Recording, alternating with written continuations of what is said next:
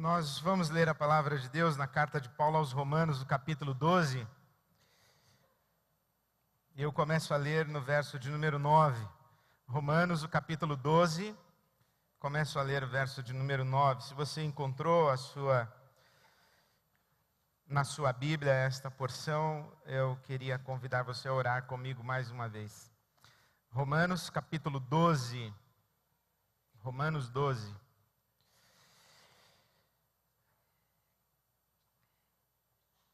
Vamos orar? Deus nosso Pai, te damos graças pela experiência de vida em comunidade. Te agradecemos pela experiência da celebração da nossa fé, a oportunidade do louvor, a oportunidade de estarmos diante da Tua palavra. E pedimos-te o sopro do Teu Espírito Santo sobre nós nessa noite, mais uma vez, para que o nosso ato, o nosso encontro, a nossa dedicação ao Senhor, resulte em frutos para as nossas vidas e para a glória do Teu nome. Te pedimos assim, Pai, em nome de Jesus. Amém. Eu leio Romanos 12, começando no verso de número 9. Diz assim a palavra de Deus, palavras do apóstolo Paulo: o amor deve ser sincero. Odeiem o que é mal e apeguem-se ao que é bom. Dediquem-se uns aos outros com amor fraternal. Prefiram dar honra aos outros mais do que a si próprios. Nunca lhes falte o zelo. Sejam fervorosos no espírito. Sirvam ao Senhor. Alegrem-se na esperança, sejam pacientes na tribulação, perseverem em oração. Compartilhem o que vocês têm com os santos em suas necessidades. Pratiquem a hospitalidade. Abençoem aqueles que os perseguem, abençoem e não os amaldiçoem. Alegrem-se com os que se alegram, chorem com os que choram. Tenham uma mesma atitude uns para com os outros, não sejam orgulhosos, mas estejam dispostos a associar-se a pessoas de posição inferior. Não sejam sábios aos seus próprios olhos. Não retribuam a ninguém mal por mal. Procurem fazer o que é correto aos olhos de todos. Façam todo o possível para viver em paz com todos. Amados, nunca procurem vingar-se, mas deixem com Deus a ira, pois está escrito: minha é a vingança, eu retribuirei, diz o Senhor. Ao contrário, se o seu inimigo tiver fome, dele de comer, se tiver sede, dele de beber. Fazendo isso, você amontoará brasas vivas sobre a cabeça dele. Não se deixem vencer pelo mal, mas vençam o mal com o bem. Capítulo 13, versículo 8. Não devam nada a ninguém, a não ser o amor uns pelos outros. Pois aquele que ama seu próximo tem cumprido a lei. Pois estes mandamentos: não adulterarás, não matarás, não furtarás, não cobiçarás, e qualquer outro mandamento, todos se resumem neste preceito: ame o seu próximo como a si mesmo. O amor não pratica o mal contra o próximo. Portanto, o amor é o cumprimento da lei. Façam isso, compreendendo o tempo em que vivemos. Chegou a hora de vocês despertarem do sono, porque agora a nossa salvação está mais próxima do que quando cremos. A noite está quase acabando, o dia logo vem. Portanto, deixemos de lado as obras das trevas e revistamo-nos da armadura da luz. Comportemo-nos com decência, como quem age à luz do dia, não em orgias e bebedeiras, nem em imoralidade sexual e depravação, não em desavença e inveja. Ao contrário, revistam-se do Senhor Jesus Cristo e não fiquem premeditando como satisfazer os desejos da carne. Amém. Que palavra de exortação do apóstolo Paulo, de advertência, de encorajamento, de estímulo à vida em amor. Porque aqui o apóstolo Paulo vai oferecer para nós essa síntese da espiritualidade cristã, que é a espiritualidade do amor, ou o caminho do amor. A espiritualidade do Cristo é a espiritualidade do amor. O apóstolo Paulo vai compreender assim a experiência que poderíamos chamar, a experiência mística cristã é a experiência de amor. Por exemplo, quando ele escreve em Romanos, capítulo 13, versículo 14, revistam-se do Senhor Jesus Cristo. Ele também escreve aos Colossenses, capítulo 3, versículo 14, revestivos do amor, vistam-se de amor, vistam-se de Cristo. Estar vestido de Cristo equivale a estar vestido de amor. E estar vestido de amor equivale a estar vestido de Cristo. Por exemplo, o apóstolo Paulo diz em Colossenses capítulo 2, versículo 6, que nós devemos andar em Cristo. Mas diz em Efésios capítulo 5, versículo 2, que devemos andar em amor. Andar em Cristo e andar em amor são expressões sinônimas. Quem anda em Cristo anda no amor. Quem anda no amor anda em Cristo.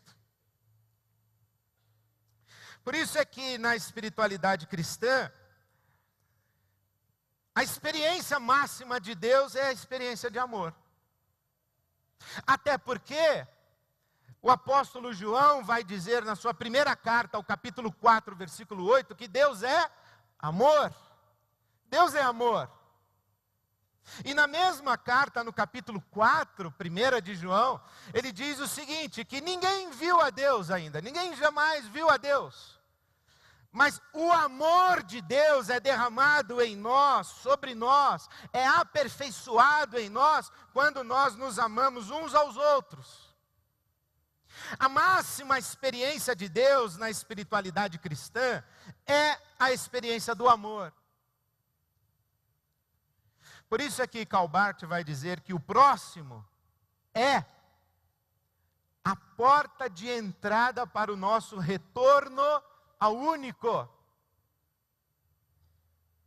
O próximo, aquele que está diante de nós, é a porta de entrada para o nosso retorno ao único. E incrível que o nosso primeiro próximo é o Cristo. É na face de Jesus que contemplamos a face de Deus. O nosso caminho não é para Deus na vertical, é para Deus na horizontal, no Filho. É no Deus encarnado, é na face do Filho que nós nos deparamos com o próprio Deus. É no amor ao Filho e no amor do Filho para conosco que nós nos encontramos com Deus. Deus não é encontrado por nós cristãos dentro de nós. Nós não buscamos a Deus dentro de nós. Isso é budismo. Nós buscamos a Deus na face do irmão.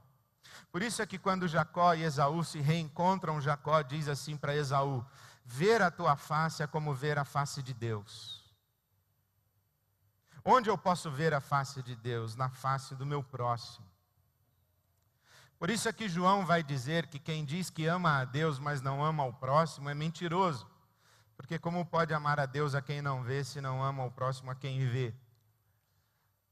Então a espiritualidade cristã é absolutamente relacional.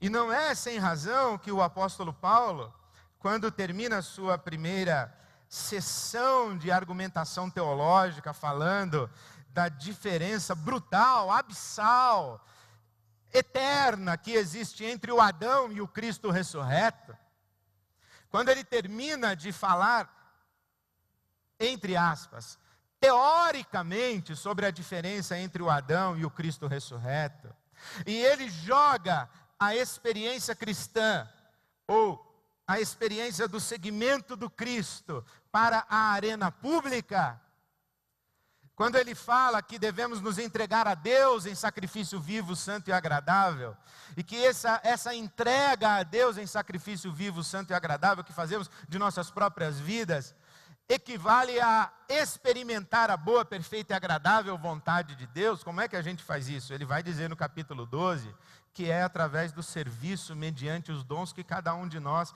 recebemos da parte de Deus. O apóstolo Paulo está dizendo: você quer servir a Deus? Sirva ao próximo. Você quer encontrar-se com Deus e viver no centro da vontade de Deus? Então, seja abnegado, doe a sua vida em favor do próximo. Pare de viver para você mesmo, porque essa é a grande diferença entre o Adão e o Cristo. Entre o ser humano adâmico, o ser humano à imagem de Adão, e o ser humano crístico, o ser humano à imagem do Cristo ressurreto. Essa é a grande diferença, e a grande síntese da diferença é a experiência de amor, que está aí registrada no capítulo 13, versículo 14. Ele diz: parem de buscar e de ficar premeditando como satisfazer os seus próprios desejos, os seus próprios interesses, mas revista-se de Cristo. Em outras palavras, o que ele está dizendo é o seguinte: você está vestido de Adão, então revista-se de Cristo. Você é adâmico, seja crístico. Como é que você deixa de ser adâmico para ser crístico? No caminho do amor. O que é o caminho do amor? Eu paro de pensar só em mim e começo a pensar em você. Aliás, eu começo a pensar em você em primeiro lugar e pensar em você antes mesmo de pensar em mim. Isso não quer dizer que Adão não ama. Adão também ama. Mas quer necessariamente dizer que somente o Cristo conhece o amor não contaminado pelo mal.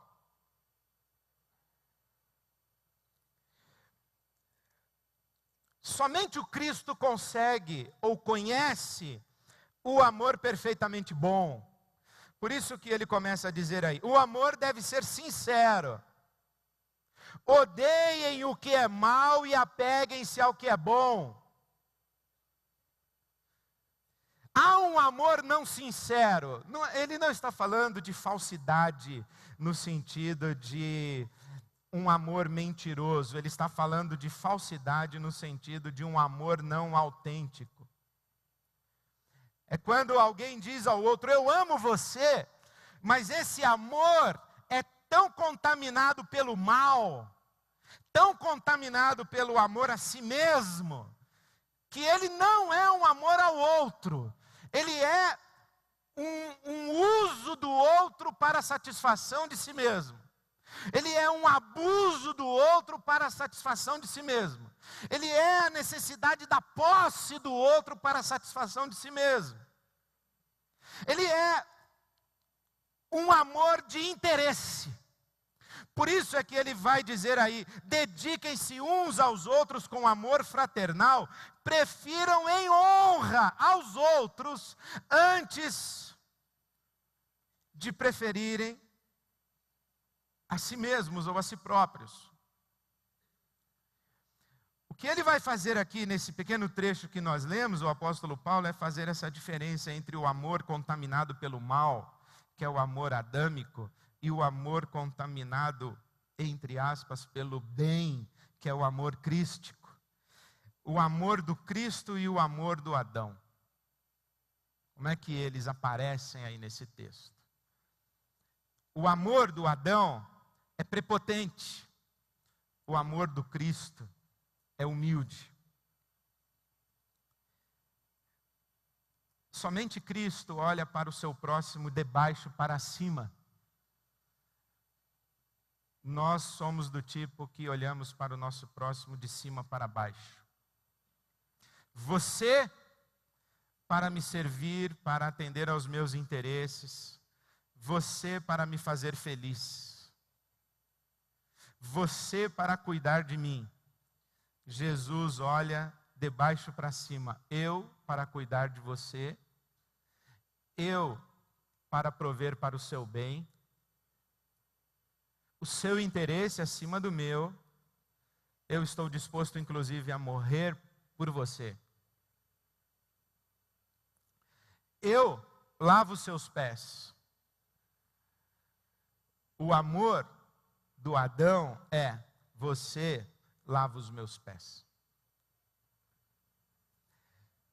é o amor crístico que prefere em honra ao próximo. O amor do Adão é seletivo. O amor do Cristo é todo abrangente, porque o Adão ama os amáveis.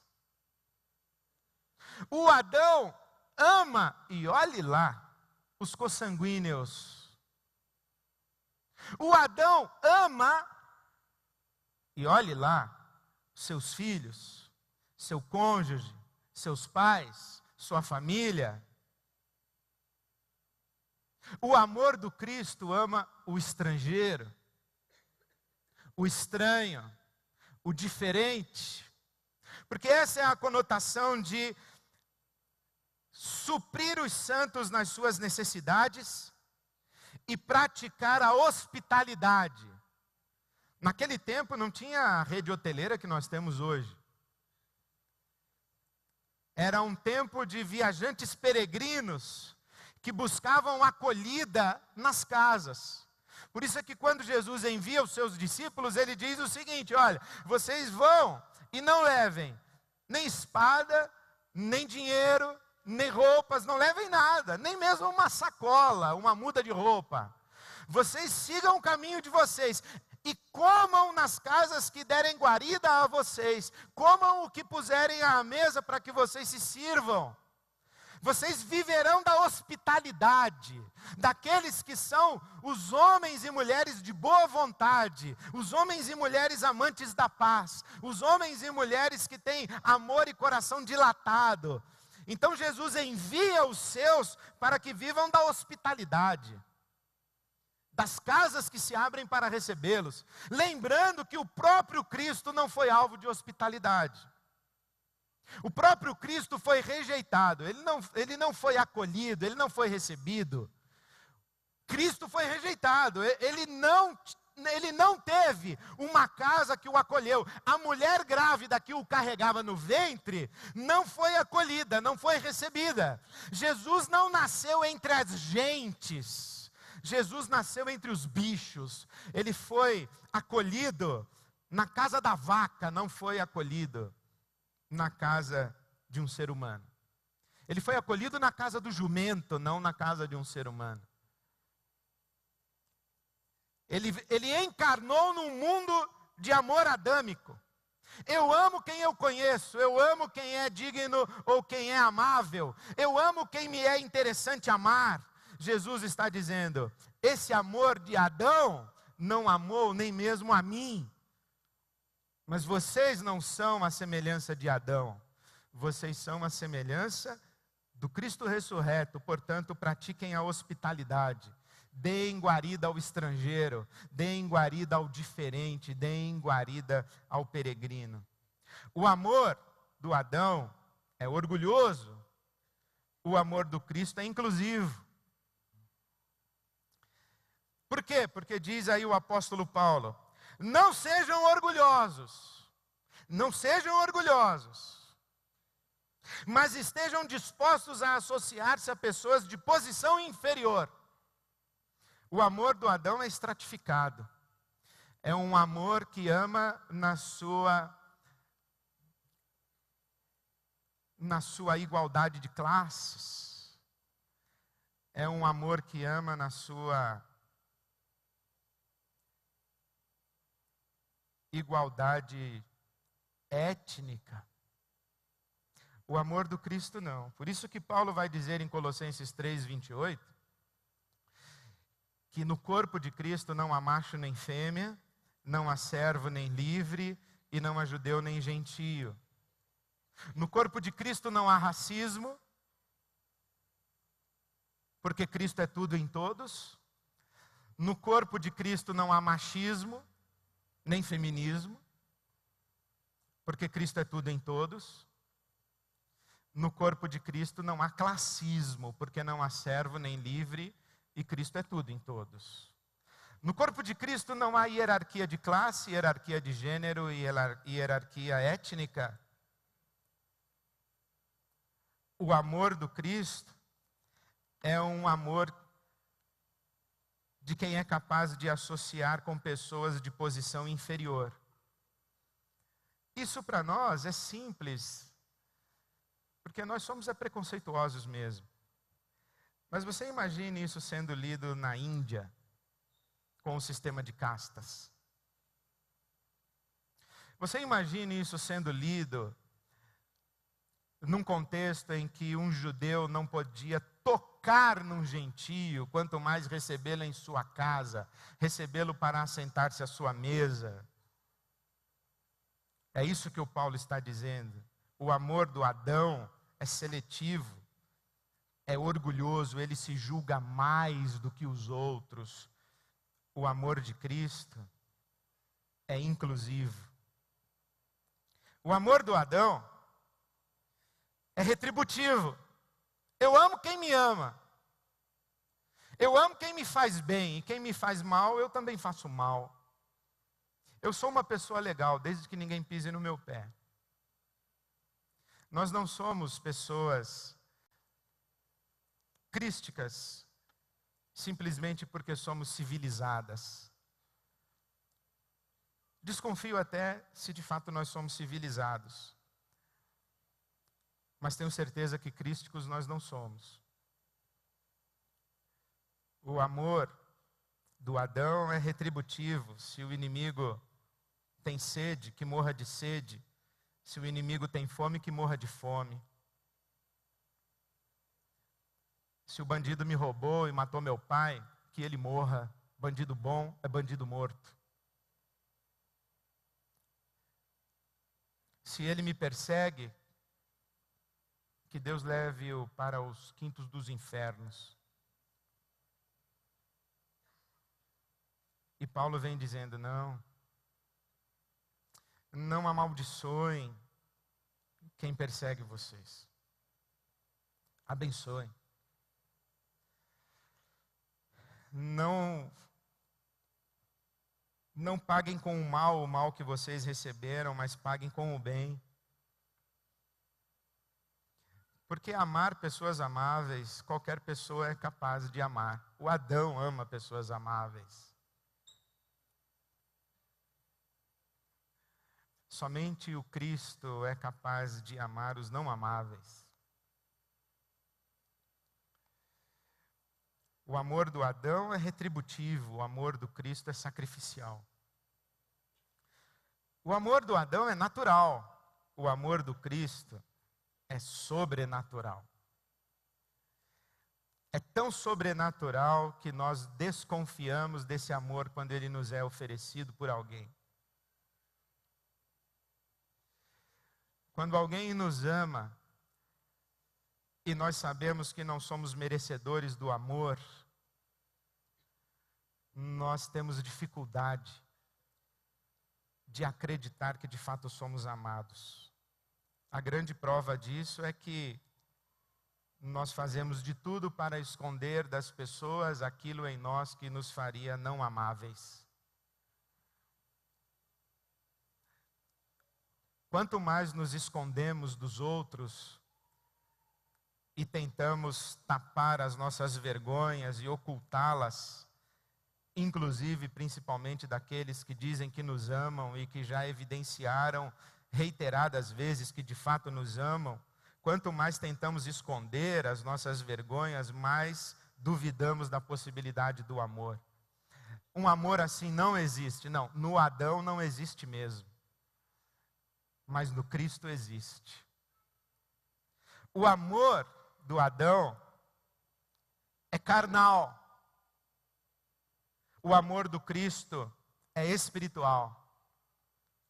Por isso é que diz o apóstolo Paulo, que são esses mandamentos: não adulterarás, não matarás, não furtarás, não cobiçarás. Que são esses mandamentos, senão expressões de um único só mandamento: amar o próximo. O que é esse amor carnal? O amor carnal é o amor de quem ama-se a si mesmo em primeiro lugar. E porque ama-se a si mesmo em primeiro lugar, é que adultera, é que mata, é que cobiça, é que rouba. O amor carnal é aquele que diz assim: eu sou capaz de fazer para os outros aquilo que eu detestaria que fizessem para mim. Eu detestaria que alguém me roubasse, mas eu sou capaz de roubar. Eu detestaria que alguém me traísse, mas eu sou capaz de trair. Eu detestaria que alguém colocasse olho grande em cima dos meus filhos e em cima das coisas que eu tenho, mas eu sou capaz de cobiçar e ter inveja e colocar um olho gordo na vida dos outros. Eu detestaria que alguém me matasse, mas eu sou capaz de matar. Eu detestaria que alguém me alijasse de sua vida, mas eu sou capaz de cortar gente da minha vida. O amor carnal é esse amor em que eu estou disposto a viver bem com você, até que uma necessidade minha seja despertada e você seja um empecilho para a satisfação. E até que um desejo meu seja despertado e você seja o acesso para a sua realização. Eu vou viver na boa com você, mas no dia em que você se colocar entre mim e a minha necessidade, eu passo por cima de você. Eu vou viver na boa com você, mas no dia em que eu tiver um desejo, e eu puder usar você para satisfazer o meu desejo, eu vou usar você, e se eu tiver que abusar, eu vou abusar também. Esse é o amor do Adão, é o amor carnal. O amor do Cristo não é assim, é um amor espiritual. Por isso é que o amor do Adão é um amor muito parecido com o amor eros. É um amor da fome, é um amor é o amor que o lobo tem pela ovelha. Ele olha para a ovelha salivando, ele diz: eu estou louco por essa ovelha.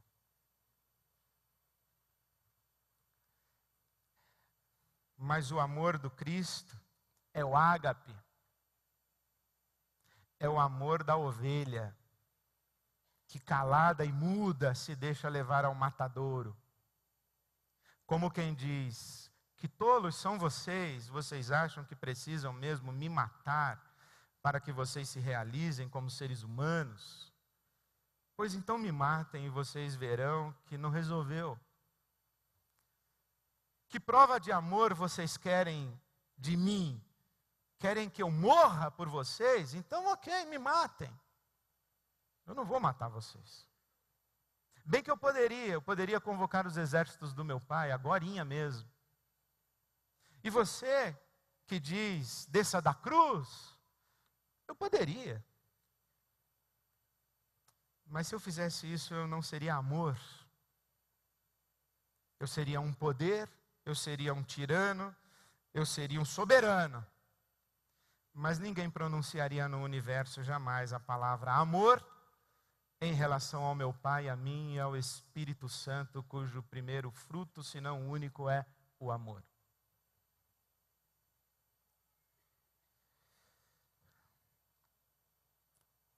Essa é a espiritualidade cristã.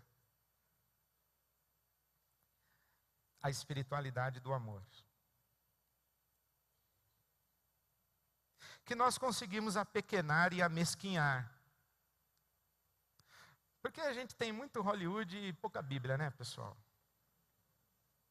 A gente tem muito assim romancezinho de sessão da tarde, pouca Bíblia.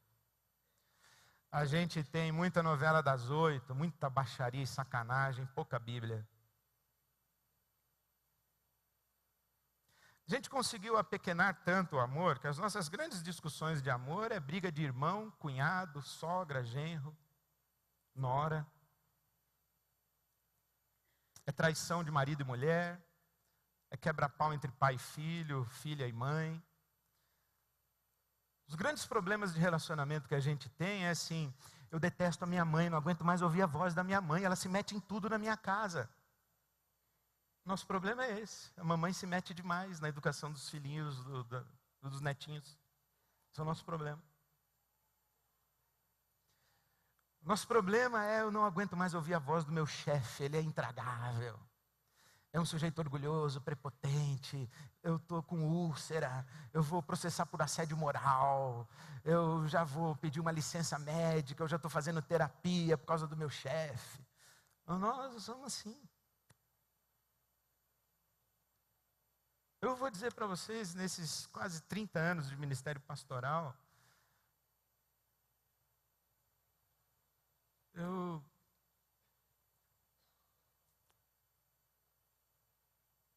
só fui chamado a pacificar conflitos familiares. Posso contar nos dedos de uma mão.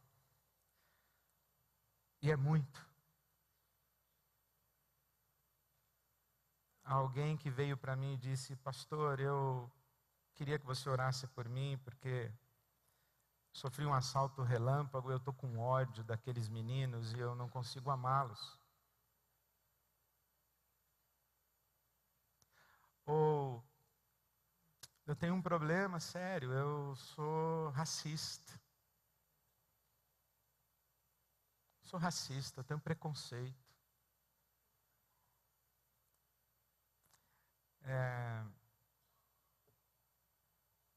O que o apóstolo Paulo está falando sobre amor, ele está falando de amar o soldado romano que o chicoteia. Ele está falando de amar os seus irmãos judeus que o perseguem e que juraram matá-lo. Ele está falando do palestino amar o soldado israelense que explodiu a sua casa. Ele está falando do soldado israelense amar o muçulmano que se explodiu em Tel Aviv. É isso que ele está falando. Ele está falando que uma igreja na chamada Terra Santa deveria celebrar a ceia com judeus, israelenses e palestinos. Isso seria um escândalo. Seria um escândalo internacional. Mas os palestinos ficam confinados na faixa de Gaza e os israelenses ficam nas suas igrejinhas assépticas e se dizem cristãos. E os cristãos palestinos têm ódio dos cristãos israelenses. O Paulo está dizendo, gente, é isso que é amar. Ele está falando de coisas que nós vimos acontecer no nosso mundo recente com Desmond Tutu e Nelson Mandela. Com o final do apartheid na África do Sul, o sistema social de segregação racial na África do Sul. Quando Mandela foi eleito presidente, constituiu Desmond Tutu presidente da Comissão de Verdade e Reconciliação na África do Sul. E uma das histórias mais lindas dessa aventura de pacificação da África após apartheid é que os tribunais recebiam os assassinos, os criminosos do tempo do apartheid, mas não era para condená-los, era para perdoá-los. E recebiam as vítimas e os algozes no mesmo tribunal, mas não para uma condenação e para a justiça retributiva, para a reconciliação, para a celebração da paz. E eu li a história de um homem branco que matou um negro, ajoelhado no portão da sua casa, diante da sua esposa e dos seus filhos, com um tiro na cabeça. Ao final do apartheid, esse homem branco foi levado ao tribunal e a viúva estava presente. E o criminoso deveria assumir o seu crime. E depois o juiz perguntou à senhora viúva qual seria a pena. Aquela mulher levantou-se e disse: esse homem, para fazer o que fez com o meu marido na minha frente dos meus filhos, talvez, por odiar tanto, nunca tenha experimentado o amor. A pena que eu quero que o Senhor dê a esse homem é que ele seja condenado a ser amado por mim. A que ele vá jantar na minha casa para que eu tenha o prazer de servi-lo todas as noites. E que ele vá jantar na minha casa até que ele seja amado e aprenda a amar. É disso que o Paulo está falando.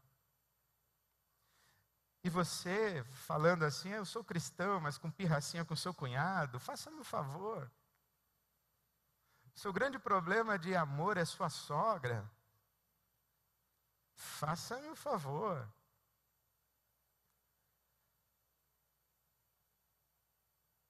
É claro, mais nos fere quem mais próximo está.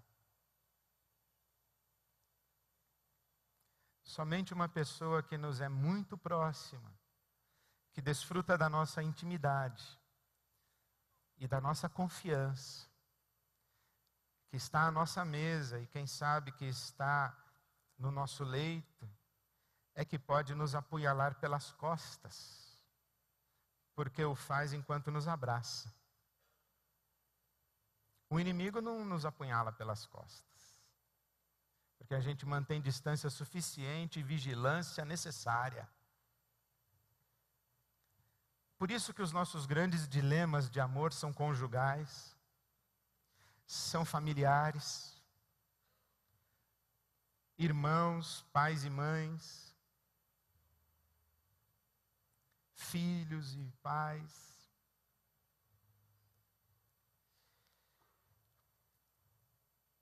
Será que nós podemos nos reconciliar uns com os outros? Será que podemos dizer, você me traiu e hoje você é meu ex-marido, mas eu quero perdoar você porque Jesus mandou eu amar os meus inimigos, seu traste.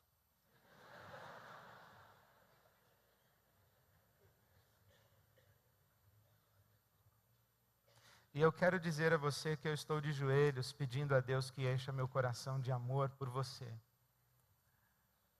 Porque a Bíblia diz que o amor tem que ser sincero, não contaminado pelo mal. E eu ainda não consigo amar você assim, mas eu quero. Eu quero perdoar você. E aliás, eu gostaria de dizer umas coisas para você. Eu consigo enxergar na nossa história como que eu me tornei não amável. Eu consigo me colocar no seu lugar e olhar para mim mesma do seu ponto de vista. E eu peço a Deus que dê a você humildade suficiente para olhar-se a si mesmo do meu ponto de vista, porque você também não foi nada amável. Será que podemos suportar em amor, não irritado, os nossos filhos em rebeldia,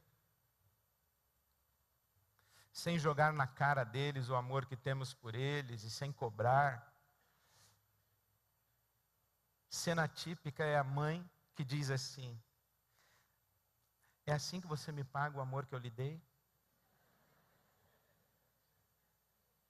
Esse é o Adão não, a Eva falando. Quem ama como Eva, ama assim, ama cobrando, ama jogando na cara, ama chantageando, ama exigindo. Será que podemos dar liberdade às pessoas para que elas sejam o que elas são? O que Deus quer que elas sejam e não aquilo que nós queremos que elas sejam? Será que podemos dizer, olha, você é uma pessoa diferente, até esquisita, mas eu compreendo você e eu acolho as suas limitações. Se você precisar de mim, eu estou aí. O dia que você tiver fome, pode contar comigo que eu vou dar de comer a você. Se você tiver sede. Será que as nossas comunidades podem ser inclusivas, abrangentes, hospitaleiras? Esse é o desafio da caminhada cristã. Enquanto as comunidades religiosas hoje estão buscando poder político, poder místico mágico e feitiçaria, enquanto nós ainda nos iludimos acreditando que pessoas que têm dons maravilhosos, enxergam anjo, demônio para tudo que é lado, essas são as pessoas espirituais.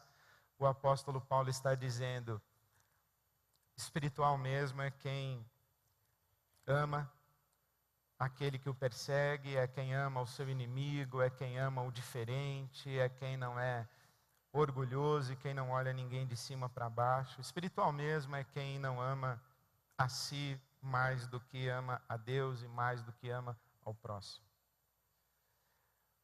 Esse é o desafio cristão.